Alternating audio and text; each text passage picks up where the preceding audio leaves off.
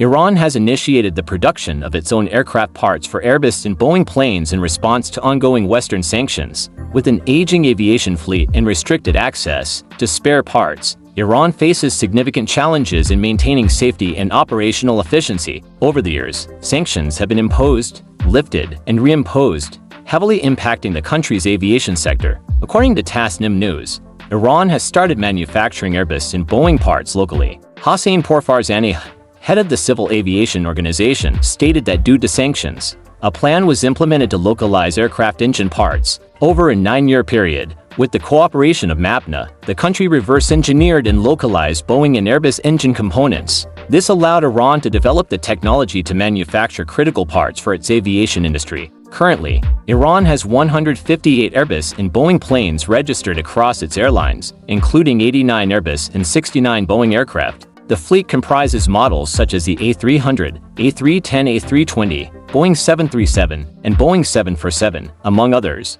This move follows similar strategies adopted by other sanctioned nations, such as Russia, which has attempted to replicate parts for its Airbus and Boeing planes. For example, Russia's Aeroflot recently acquired Boeing 737 aircraft to scrap for spare parts to support its low-cost subsidiary, Pobeda Airlines. The aviation sector in Iran has been significantly affected by international sanctions over the last 15 years. Since the 1979 Iranian Revolution, Iran's airlines have faced a series of restrictive measures, including bans from operating in EU airspace and prohibitions on purchasing spare parts from US companies. A brief reprieve came in 2016 when the Joint Comprehensive Plan of Action (JCPOA) allowed Iran Air to place significant orders with Boeing and Airbus. However, these orders were cancelled when sanctions resumed in 2018. Recent sanctions are primarily aimed at curbing Iran's alleged misuse of its aviation industry, such as transporting weapons and personnel to support contentious regimes like Russia. These measures are intended to limit military capabilities and deter similar activities in other countries. However, the sanctions have also had significant humanitarian consequences. Iran has been forced to ground aircraft, manufacture reverse-engineered components, and rely on limited technical support, which has raised safety concerns. Over the years, inadequate training, reduced access to simulators, and poor maintenance caused by sanctions have been cited as contributing factors in several aviation accidents.